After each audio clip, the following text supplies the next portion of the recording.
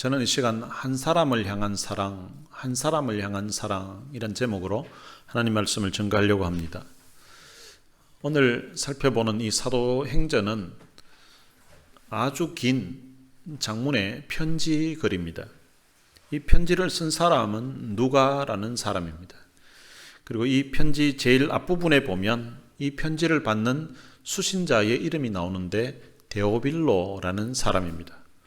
1절에 보면 데오빌로여 내가 먼저 쓴 글에는 이라는 말로 이제 시작을 합니다. 데오빌로여 내가 먼저 쓴 글에는 이 말을 보면 이 사도행전보다 이 누가가 데오빌로에게 먼저 보낸 글이 있다는 것을 우리들에게 알게 합니다. 먼저 쓴 글이 무엇인가 하면 그것이 누가복음이라는 것입니다. 누가복음 1장에 보면 데오빌로에게 쓴 그림을 밝히는 문구들이 나옵니다. 그리고 그 누가복음의 내용이 어떤 내용인지 제일 앞부분에 기록을 하고 있습니다. 누가복음 1장 1절을 보면 우리 중에 이루어진 사실에 대하여 처음부터 목격자와 말씀에 일꾼된 자들이 전하여 준 그대로 내력을 저술하려고 부철든 사람이 많은지라.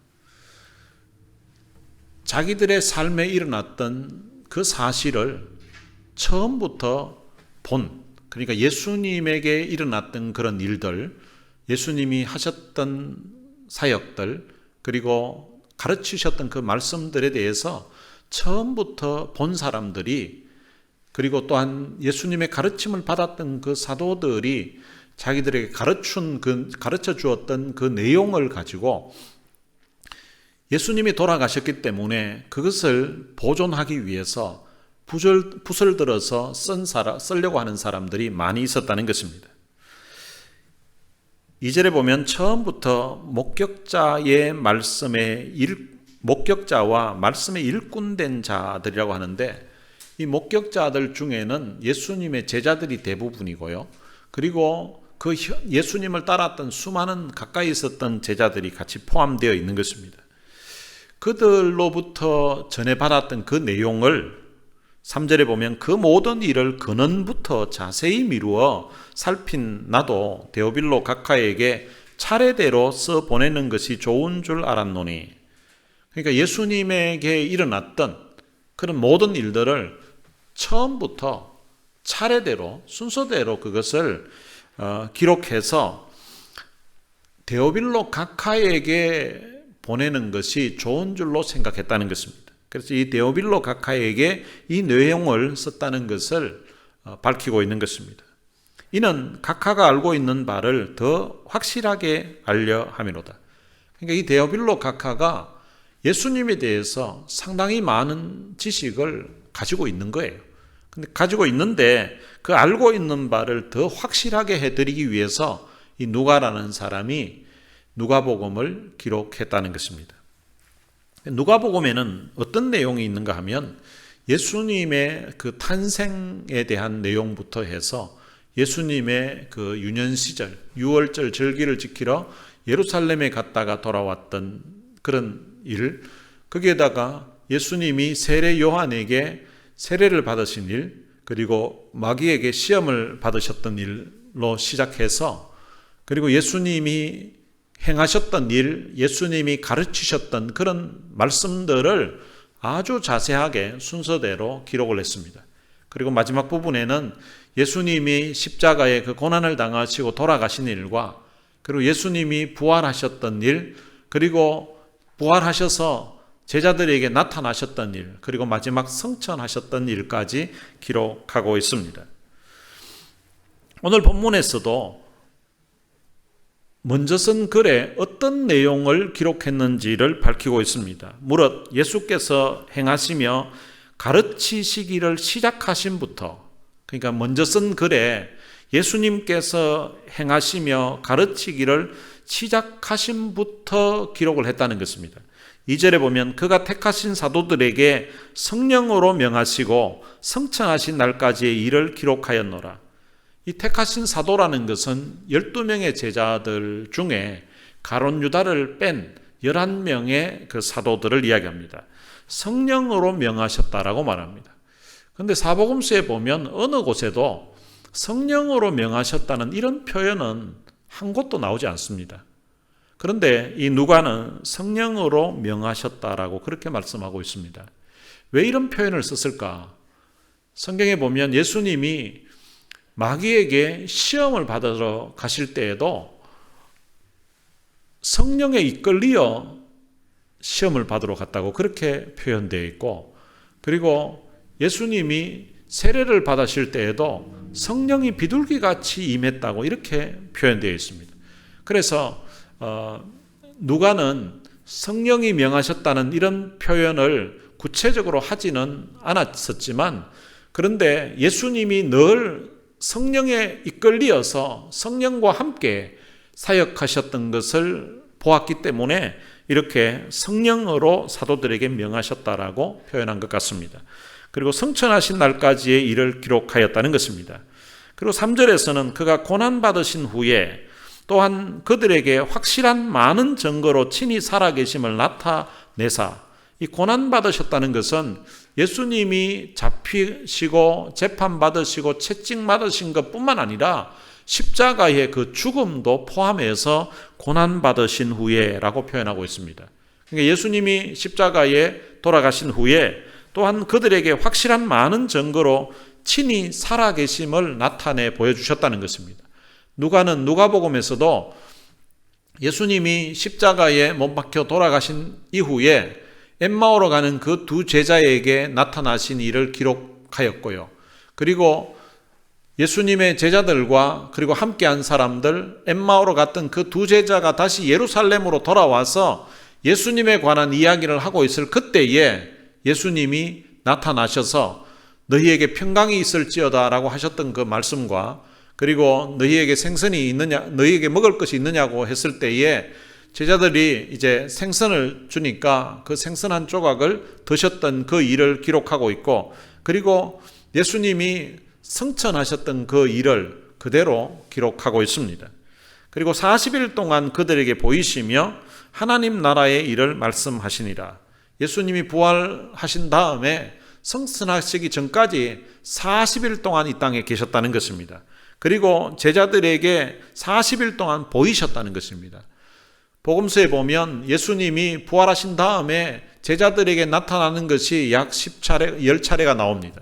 그리고 사도 바울에게도 주님이 나타나셨다라고 사도 바울이 고백하고 있습니다. 그래서 전체적으로 보면 10여 차례 예수님이 제자들에게 40일 동안 나타나신 것이 성경에 기록되어 있습니다.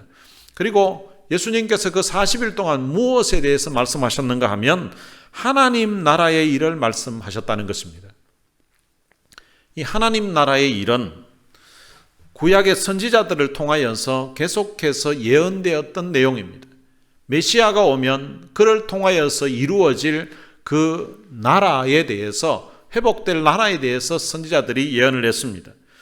이 하나님의 나라는 예수님이 이 땅에 오심으로 이제 시작이 된 것입니다. 그리고 최종 완성은 예수님이 재림하심으로 이 하나님의 나라가 완성될 것입니다. 하나님의 나라는 바로 하나님이 왕으로 통치하시는 나라인 것입니다. 우리가 나라라고 하면, 이 국가라고 하면 세 가지가 갖추어져야 되는데, 하나는 국민이 있어야 됩니다. 백성이 있어야 되는 거죠. 하나님의 백성들은 예수 믿고 구원받은 백성들이 하나님의 백성이 됩니다. 그리고 또 하나는 영역이에요. 영역은 이제 그 영토를 이야기하는 거죠. 하나님 나라가 위치하는 나라. 그리고 또 하나가 뭔가 하면 통치가 이루어지는 곳, 주권이 이루어지는 곳, 그것이 바로 인정되는 곳, 그것이 나라의 요소라고 합니다. 그러니까 하나님의 나라는 우리가 죽어서 가는 그 천국도 하나님의 나라이지만, 이 땅에 하나님의 통치가 인정되고 하나님의 주권이 인정되는 곳, 그곳이 바로 하나님의 나라인 것입니다. 그래서 예수님은 하나님의 나라가 어디 있냐고, 천국이 어디 있냐고 제자들이 물었을 때에 천국은 바로 너희 마음에 있다고 그렇게 말씀하셨습니다. 바로 우리 마음에 하나님이 주권이 인정되면, 하나님의 통치가 이루어지면 그곳이 바로 하나님의 나라가 임한 것이라고 설명하신 것입니다. 이 땅에서 주어지는 나라도 마찬가지예요. 우리가 미국에 살고 있는데 우리가 살고 있는 이 미국 본토도 이 미국이죠, 당연히. 그리고 미국 이 본토는 아니지만 미국 주권이 인정되는 곳이 있습니다. 한국의 서울에 가면 미국 대사관이 있죠. 그 주한미국 대사관은 땅 자체는 우리 한국 땅, 대한민국에 있지만 그 대사관 안은 거기에는 이 미국 영이, 미국의 그 주권이 인정되는 곳이에요. 그래서 한국에서 그 미국 대사관을 마음대로 들어가고 이렇게 할 수가 없어요. 어떤 범죄자가 대사관 안에 들어가게 되면 그 대사관에 한국 경찰이나 이런 군인들이, 검사가 그 대사관을 함부로 들어가지 못합니다. 그리고 평택에 보면 미군 부대가 있고 또 대구에도 보면 미 8군 부대가 있잖아요. 그 부대 안에도 그 부대가 한국에 있지만 미국 영이, 미국의 어떤 그 주권이 인정되는 곳이에요. 그래서 그곳은 비록 땅은 한국 땅이지만 한국 사람들이, 한국 경찰이나 한국 군대가 그 영토 안을 마음대로 들어가지 못합니다. 그리고 미국에서 우편물을 보낼 때에도 보통 우리가 한국으로 보내려고 하면 국제 우표를 붙여야 가게 됩니다. 그런데 그 미군 부대 안에 보낼 때에는 그냥 미국 국내 우편물 붙이는 거 55센트를 붙이면 그 미군 부대 안으로는 그냥 들어갑니다. 미국이라고 인정하고 있다는 것입니다. 그리고 4절에 보면 사도와 함께 모이사 그들에게 분부하여 이르시되 예루살렘을 떠나지 말고 내게서 들은 바 아버지께서 약속하신 것을 기다리라. 예수님이 성천하시기 전에 제자들에게 말씀하셨습니다. 예루살렘을 떠나지 말라는 것입니다. 이 예루살렘은 솔로몬이 하나님의 성전을 지었던 곳입니다. 하나님의 성전이 있는 곳이에요. 하나님이 임재해 계시는 곳입니다. 그리고 예수님이 우리 죄를 대속하기 위해서 십자가에 돌아가셨던 곳, 그것이 또한 예루살렘입니다. 바로 이 예루살렘에 머물러 있으라고 하셨습니다. 그 이유가 뭔가 하면 5절에 나오는데요. 요한은 물로 세례를 베풀었으나 너희는 몇 날이 못되어 성령으로 세례를 받으리라 하셨다고 말씀합니다. 요한은 세례를 물로 이래 베풀었는데 내가 떠나고 나면 너희들이 몇 날이 못되어서 성령으로 세례를 받을 것이라고 말씀하셨습니다. 이 누가는 누가복음을 통하여서 예수님의 탄생부터 그리고 십자가의 죽음 그리고 부활 성천까지 이를 기록했고, 그리고 예수님이 마지막 성천하시기 전에 제자들에게 성령으로 명하셨던 일, 예루살렘을 떠나지 말고 하나님의 그 약속하신 것을 기다리라고, 그리고 몇 날이 못되어서 성령으로 세례를 받을 것이라고 그렇게 말씀하셨다는 것입니다. 그리고 사도행전에 성령이 임하게 되고 성령 세례를 받았던 그 제자들을 통하여서, 그 하나님의 백성들을 통하여서 이 땅에 하나님의 나라가 어떻게 확장되어져 가고 어떻게 세워져 가는가를 누가는 자세하게 기록을 한 것입니다. 우리는 누가복음과 사도행전을 성경 중에 한 권으로, 성경어로 그렇게 알고 읽고 있습니다. 그런데 원래 이 누가가 누가복음을 기록하고 사도행전을 기록할 때에는 이렇게 성경이 될 것을 알고 수많은 사람들이 읽을 것을 알고 기록한 것이 아닙니다.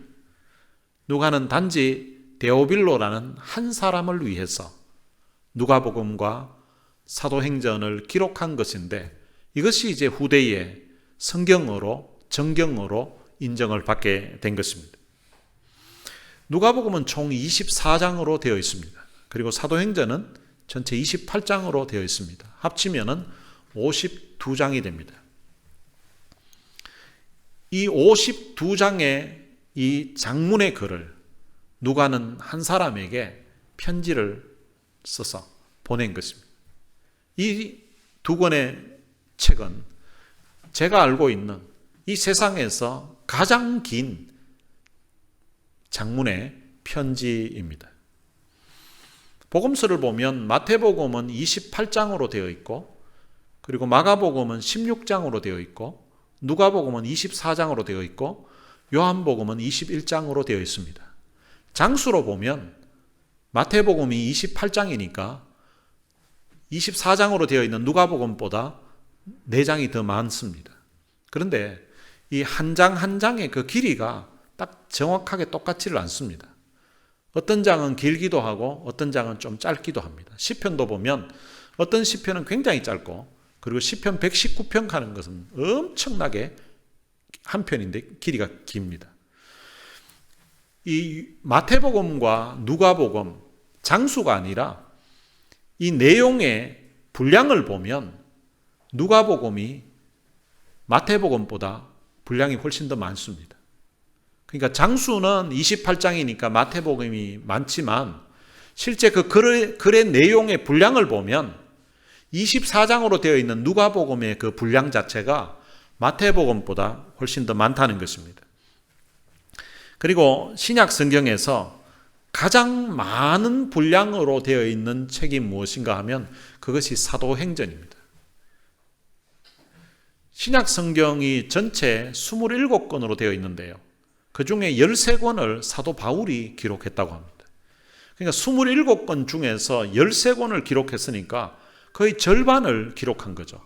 그러니까 사도 바울이 신약 성경을 가장 많이 기록한 걸로 그렇게 일반적으로 알고 있습니다.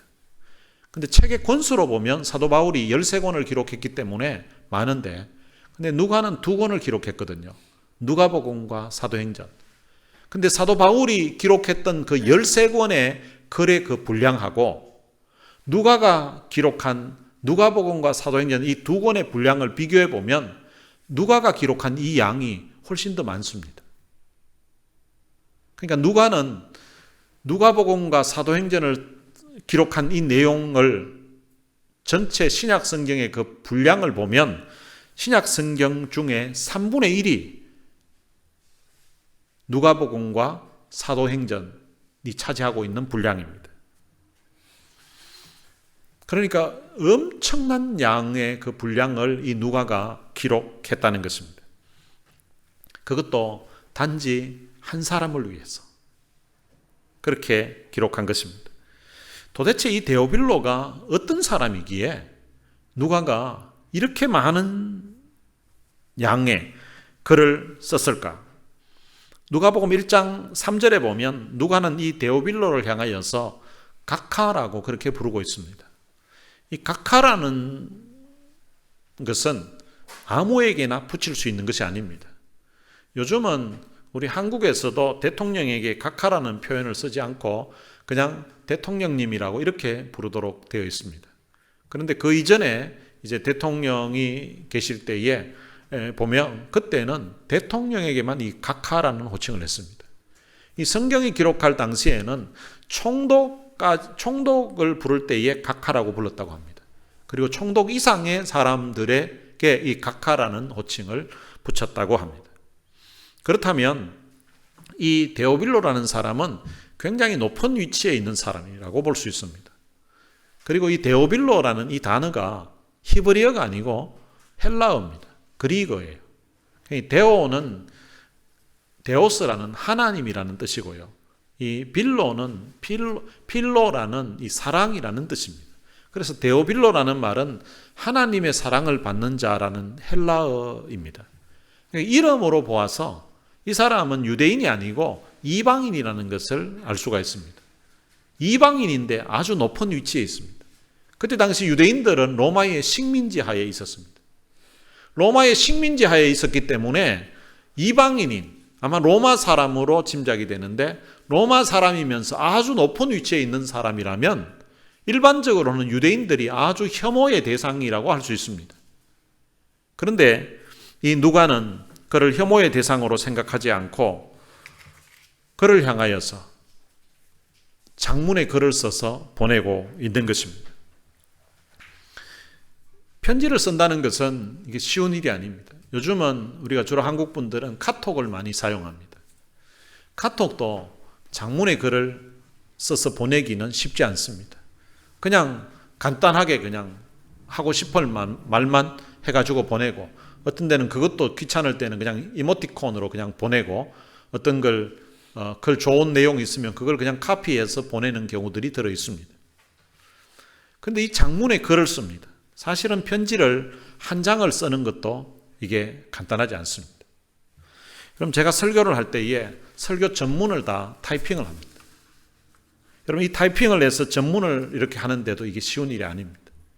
그런데 전체 52장의 그 엄청난 분량을 이 누가는 다 일일이 손으로 썼다는 사실입니다.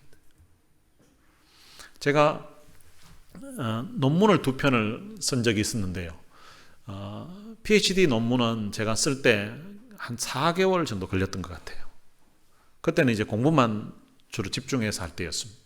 근데 그 다음 이제 디민 논문은 제가 쓸 때에 2년을 넘게 걸렸던 것 같습니다.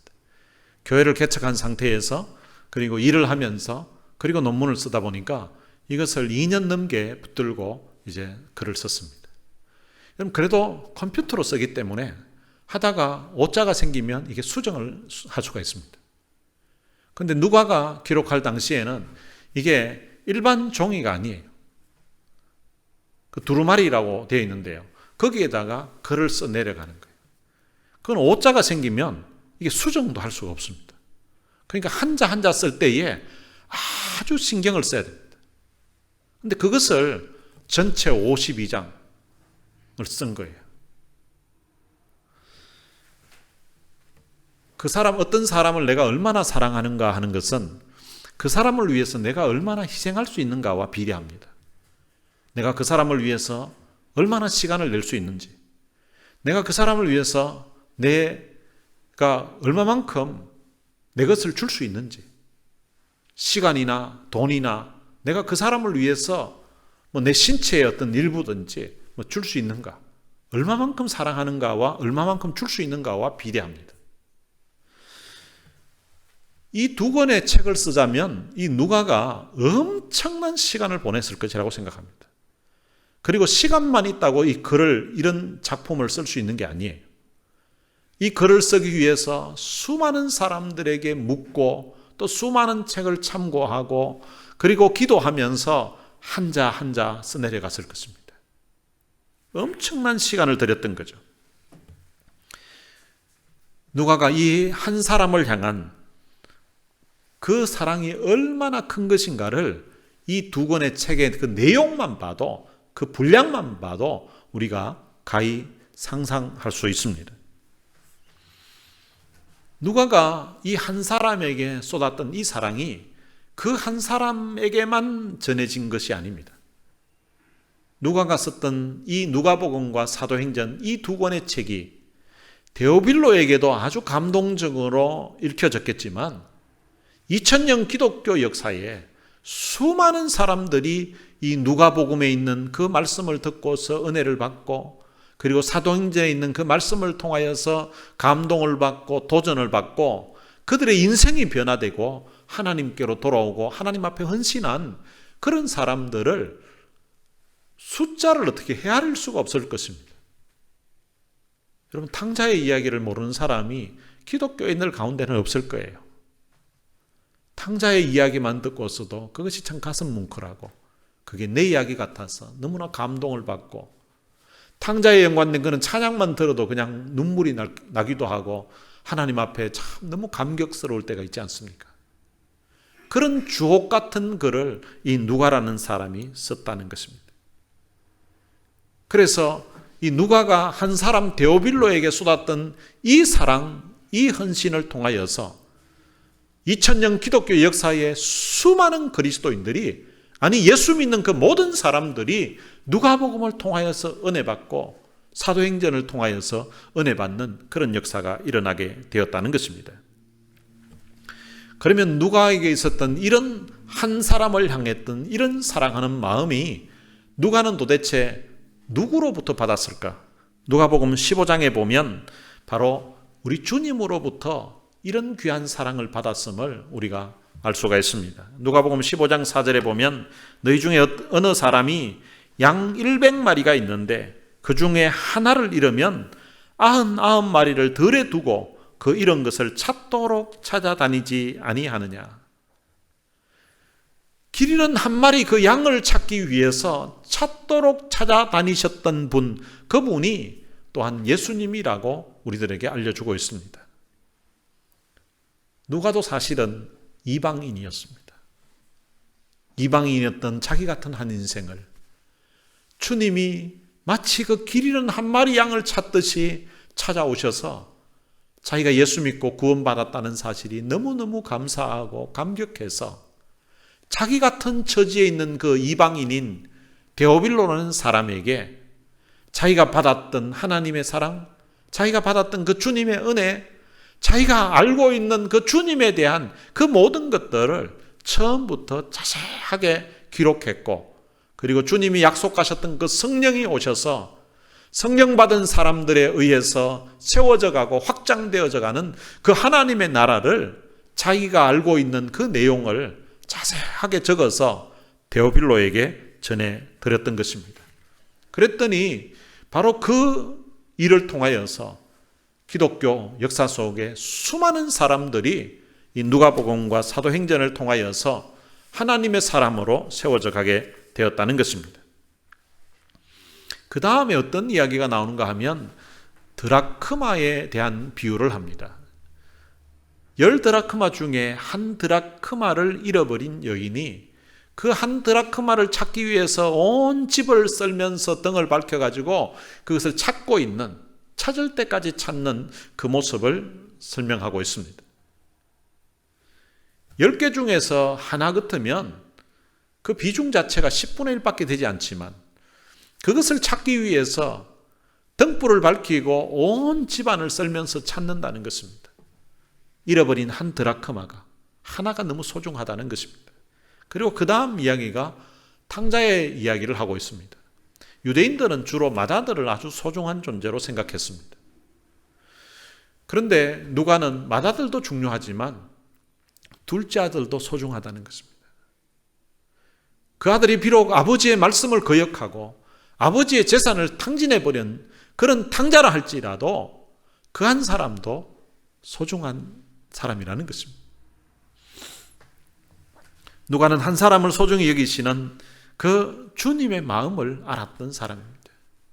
그래서 자기 같은 인생도 그 주님의 사랑을 알게 되어서 또 자기와 같은 그런 사람에게 사랑과 관심을 베풀고 있는 것입니다. 20세기가 시작되는 즈음에 미국의 그 보스턴의 한 외곽에 정신질환자들을 위한 그런 시설이 있었다고 합니다. 이제 그곳에서 앤이라고 하는 한 소녀가 그 정신질환 센터에 들어오게 되었는데요. 근데 거기에서 일하시는 그 분들이 그 앤이라는 소녀를 이제 그 정신질환에서 벗어날 수 있게끔 하기 위해서 수많은 사람들이 관심을 가지고 사랑을 베풀면도 불구하고 전혀 받아들이지를 않는 거예요. 가서 먹을 것을 주기도 하고 말을 걸기도 하고 관심을 보이기도 하지만 아무 반응이 없는 거예요. 시간이 지나도 전혀 반응이 없으니까 그게 전혀 반응이 없는 사람은 지하에 독방에다가 넣어뒀다고 합니다. 거기에는 의사들이 이제 더 이상 그 사람들을 돌보지 않고 이제 의사들마저 포기한 사람들을 두는 곳이 지하 독방이었다고 합니다. 의사마저 포기한 그 앤이라는 한 소녀를 한 크리스찬 자매가 관심을 가지기 시작했습니다. 음식을 갖다 주면서 그냥 갖다 주고 그냥 나오는 것이 아니라 책을 읽어줍니다. 좋은 이야기, 감동적인 이야기 책을 읽어주고 그리고 그를 위해서 기도해주고 나옵니다. 하나님, 이 아이가 회복되어서 이 정신질환 센터를 떠나갈 수 있도록 해달라고, 그러기 위해서 회복을 시켜달라고 하면서 기도를 해주고 그 아이에게 하나님의 사랑, 예수님의 사랑 이야기를 전해줍니다. 근데 아무리 전해줘도 마치 벽을 대고 이야기하는 것처럼 이 아이는 전혀 반응하지 않습니다. 이분이 이 앤을 주려고 특별한 음식을 만들어가지고 때로는 쿠키도 만들고 해서 아이에게 넣어줍니다. 근데 넣어주고 나중에 돌아와 보면 하나도 손을 대질 않습니다. 아무 반응이 없는 거예요. 이름을 불러도 대답도 하지 않고 아무 반응이 없습니다. 책을 읽어줘도 아무 반응이 없습니다. 그럼에도 불구하고 포기하지 않고 이 크리스찬 자매가 계속해서 그 아이를 위해서 물건을 만들고 또 먹을 것을 만들고 과자를 전해주고 합니다. 그러다가 한 번은 초콜릿을 넣어줬는데 나중에 그 접시를 픽업하기 위해서 가봤더니 초콜릿 하나가 없어진 거예요. 그러니까 초콜릿 하나를 가져갔다는 거고 먹었다는 의미예요. 그걸 보고 너무 좋아서 이제 뭔가 반응을 하는구나 해서 계속해서 관심을 가지고 책을 읽어주고 하나님에 대해서 이야기해주고 예수님에 대해서도 이야기해주고 관심을 쏟습니다. 그러면서 이 아이가 이제 반응이 있는 것을 보고서 이제 의사 선생님들에게 그 상황을 말씀드렸습니다. 이 아이를 다시 그 지하 독방에서 나오게 해서 회복되도록 재활을 할 수 있도록 치료를 해줬으면 좋겠다고. 그리고 그 의사 선생님들을 설득해서 지하 독방에서 나오게 했습니다. 그리고 이제 치료하는 그 과정에 그 크리스찬 자매와 같이 해서 그 아이를 치료하도록 합니다. 2년의 세월이 지나면서 그 아이가 이제 그 정신질환센터에서 이제 나가도 된다는 정상인으로 이제 판정이 된 거예요. 근데 이엔이라는 소녀가 이제는 이 정신질환센터에서 있지 않아도 되고 바깥에 나가서 정상인으로 살아도 된다고 하는 의사의 진단이 있었음에도 불구하고 이 아이는 자기는 이 정신질환센터에 머물겠다는 것입니다. 이제는 환자로 머무는 것이 아니라 자기도 자기와 같은 그런 정신질환을 겪고 있는 그런 사람들을 위해서 이곳에서 봉사하는 사람으로 살겠다는 것입니다. 크리스찬 그 자매 한 분이 자기를 참 돌봐주고 자기를 사랑해주고 자기에게 끝없는 그런 사랑과 관심을 통해서 이렇게 정상인으로 되었는데 이제 자기도 이곳에서 과거의 자기처럼 어려운 가운데 있는 그런 사람들 돌보며 살겠다는 것입니다. 그렇게 평생을 그곳에서 일을 합니다. 그 소녀가 50년의 세월이 지났습니다. 50년의 세월이 지난 다음에 영국 여왕이 미국에서 가장 훌륭한 여성에게 주는 훈장을 주겠다고 해서 하는 그 예식을 치르게 되었습니다. 그때 그 수상을 한 사람이 누군가 하면 헬렌 켈러라는 분이었습니다. 이 헬렌 켈러는 태어난 지 9개월 만에 그가 큰 병을 앓게 되었습니다. 그 병을 앓게 되면서 이제 눈을 실명하게 되었고요. 그리고 귀는 듣지 못하게 되었고, 그리고 말은 하지 못하게 되었습니다. 그러니까 이 세 가지가 다 안 되는 거예요. 맹인이고, 귀머거리고, 그리고 벙어리가 됐습니다. 그런데 그 헬렌 켈러가 그런 상태에서 이 정신질환센터에 들어온 거예요. 그런데 그 헬렌 켈러를 이 앤이라는 분이 그를 돌보게 됩니다. 근데 나중에 이 헬렌 켈러가 그런 상태에서 대학을 졸업하게 되고, 그리고 미국에서 20세기의 기적이라고 불릴 만큼 아주 훌륭한 사람으로 서게 되고, 그리고 그가 하나님을 믿는 그 크리스찬으로서 하나님께 영광을 돌리는 위대한 인물이 됩니다. 그래서 영국 여왕이 미국에서 가장 훌륭한 여성 한 분을 선택해서 훈장을 주는 거기에 헬렌 켈러가 뽑히게 됩니다. 어떤 분이 헬렌 켈러에게 물었습니다. 맹인에다가 그리고 귀머거리에다가 그리고 벙어리까지 된 그런 상황인데 어떻게 그런 아픔을 극복할 수가 있었냐고 물었습니다. 그때 헬렌 켈러가 한 답변이 저에게 만일 앤 슬레반이 없었다면 오늘 나는 여기에 존재하지 못했을 것입니다. 그러니까 자기가 이렇게 참 그런 아픔을 다 견디고 이렇게 설 수 있었던 것이 바로 앤이라는 앤 슬레반 때문이라는 것입니다. 이 앤 슬레반은 자기가 받았던 그 사랑, 자기가 받았던 그 은혜를 헬렌 켈러에게 그대로 베풀어 주었던 것입니다. 우리가 받은 사랑도 마찬가지입니다. 우리가 오늘 이만한 믿음의 사람으로 서기까지 우리 혼자 힘으로 여기까지 온 사람은 우리 가운데 아무도 없습니다.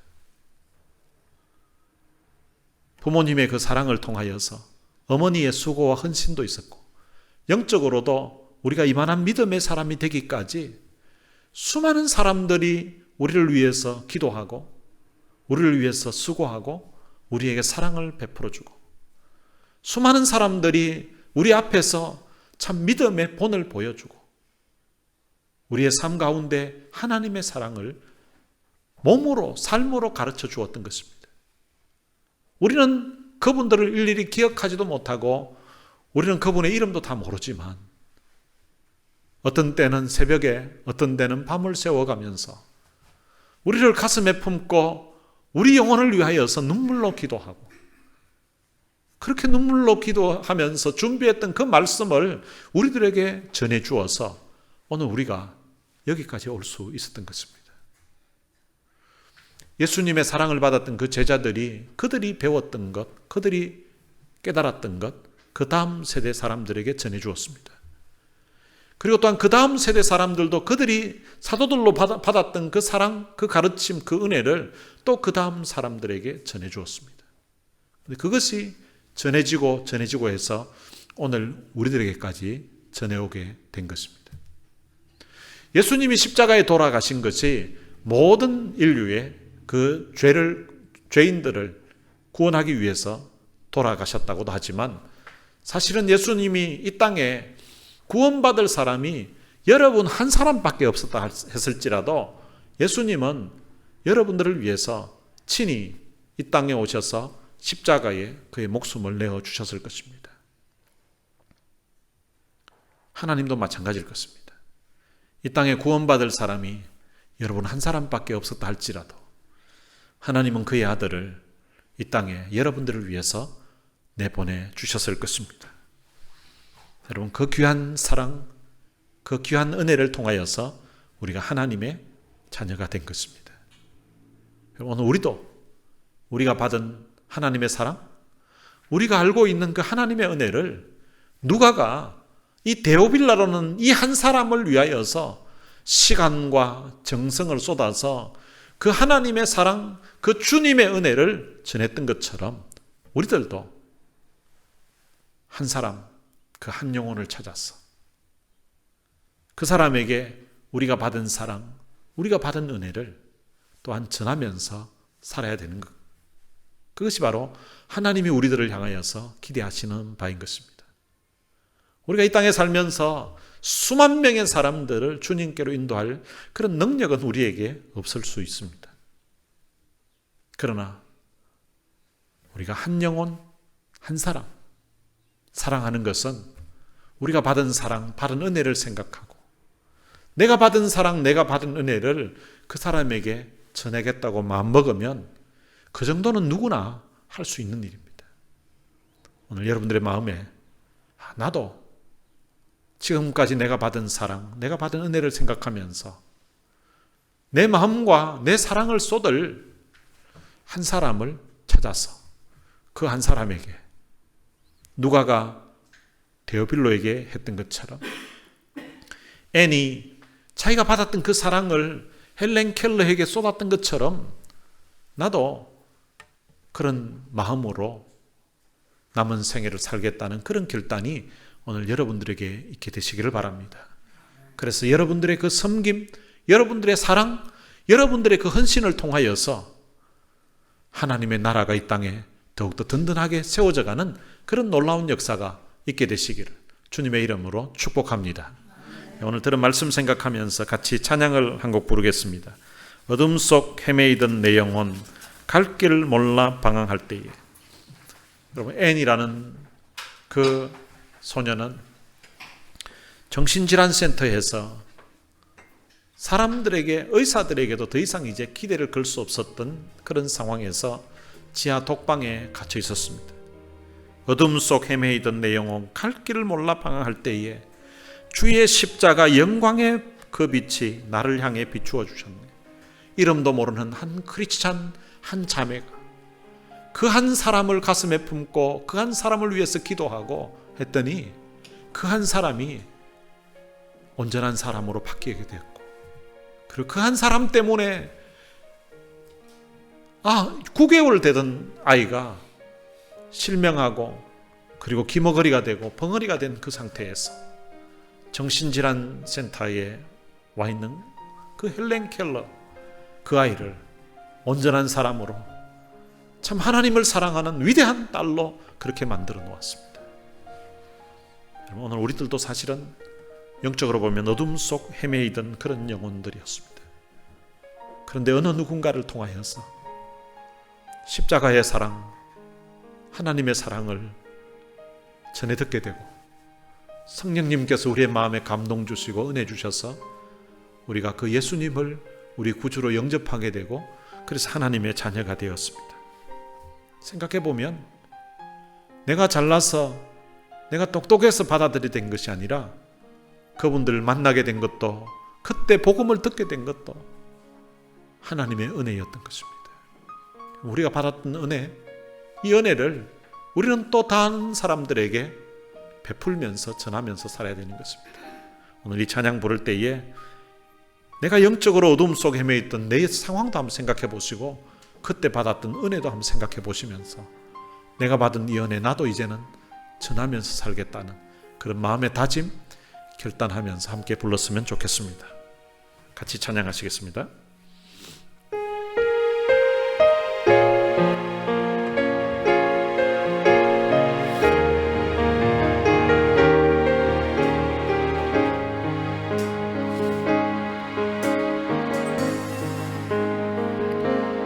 어둠 속에 매이던 내 영혼 갈 길 몰라 방황할 때에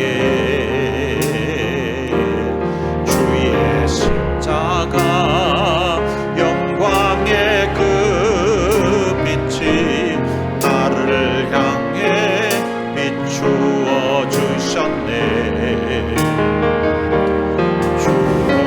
주홍빛보다 더 붉은 내 죄 그리스도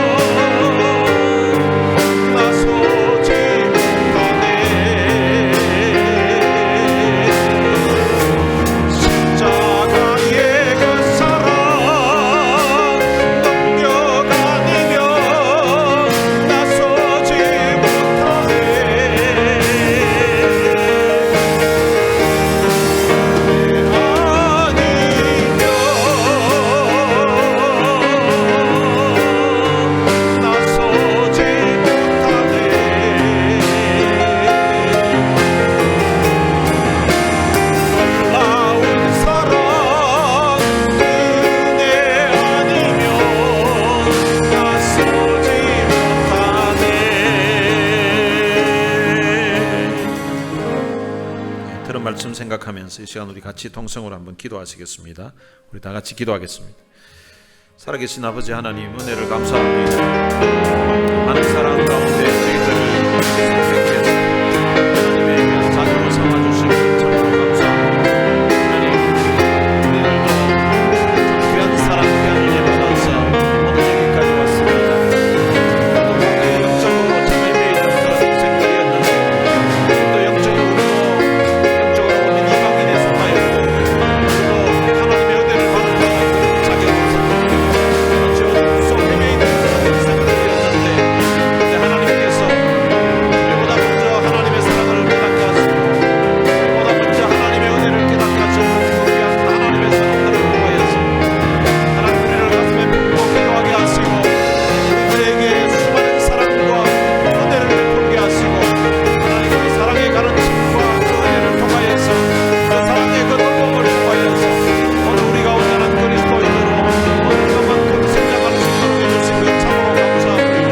하나님, 이 모든 것이 하나님이 우리 인생에게 불러주신 하나님의 귀한 은혜요 축복이었습니다. 이 귀한 은혜, 귀한 사랑 생각하지 못하고 하나님이여, 내가 나될 것이 하나님의 은혜가 아니라 주님 내가 잘났어, 내가 노력했기 때문이라고 생각하며 지냈던 어리석었던 주님 생각들과 마음들을 주님 용서해 주시고, 하나님 나의 나될 것이 다 하나님의 은혜라고 고백했던 사도 바울처럼 우리도 이런 귀한 하나님의 사랑을 깨닫게 된 것이 하나님의 은혜요 주님의 귀한 사랑으로 이 마음을 주님 앞에 고백합니다. 하나님, 누가 자기가 받았던 그 귀한 사랑, 그 귀한 은혜를 데오필로라는 그 한 사람을 향하여서 자신의 엄청난 사랑과 수고 관심을 쏟았던 것처럼 하나님, 우리도 우리가 받은 사랑, 우리가 받은 은혜를 쏟아는 한 사람을 찾게 해주시고, 그한 영혼을 위하여서 우리의 마음을 드리고, 그한 영혼을 위하여서 우리의 사랑을 드리고, 그한 영혼을 위하여서 우리의 헌신을 드릴 수 있도록 우리 하나님 도와주시기 원합니다. 그래서 한 사람에게서 같은 그 사랑을 통하여서 하나님이 누가복음과 사도행전이라는 큰 작품을 만들어지게 하시고, 그 말씀을 통하여서 수많은 그리스도인들이 주의 은혜 앞에 녹아지게 하시고, 주의 사랑 앞에 녹아지게 하셔서 주님의 사랑으로 성숙에 되었던 것처럼 오늘 우리가 쏟는 그 사랑에도, 우리가 쏟는 그 헌신에도 하나님 이런 귀한 열매가 맺어질 수 있도록 우리 하나님 도우시고 축복해 주옵소서.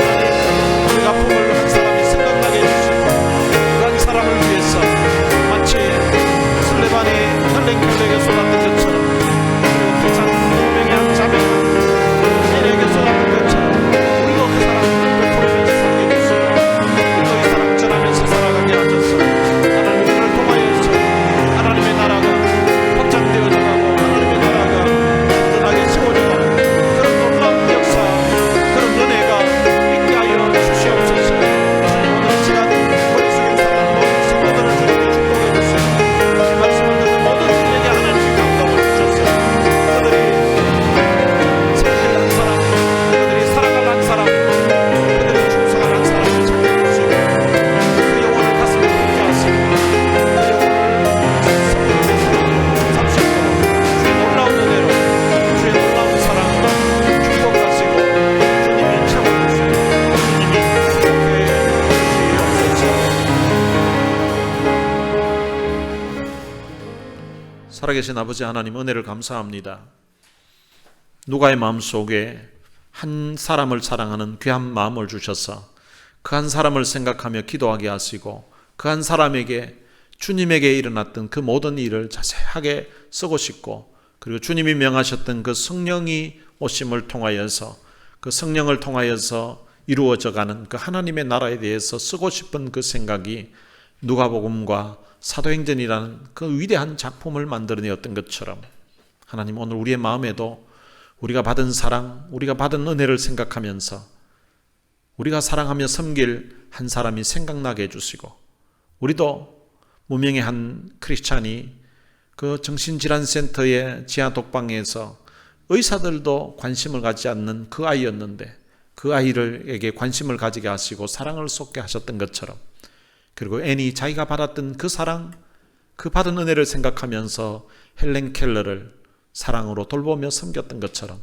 하나님 우리들도 지금까지 우리가 받았던 귀한 사랑, 귀한 은혜를 생각하면서 또 다른 한 사람을 사랑하며 섬길 수 있는 마음을 주시고 또 그런 사랑할 수 있는, 섬길 수 있는 대상이 생각나게 해주셔서 그 사람을 가슴에 품고 기도하게 하시고 그 사람을 사랑하며 섬기는 그런 놀라운 역사들이 우리 한 사람 한 사람의 삶에서 나타나게 하여 주옵소서.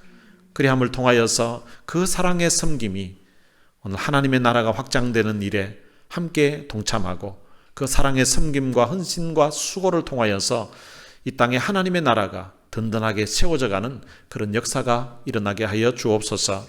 우리 주 예수 그리스도의 은혜와 하나님의 무한하신 사랑과 성령님의 위로교통 충만하심이 우리가 받은 사랑, 우리가 받은 은혜를 생각하면서 한 사람을 가슴에 품고 그 한 사람을 사랑하며 섬길 것을 마음에 다짐하는 주의 귀한 자녀들 머리머리 위에 이제로부터 영원토록 함께 있을지어다. 아멘.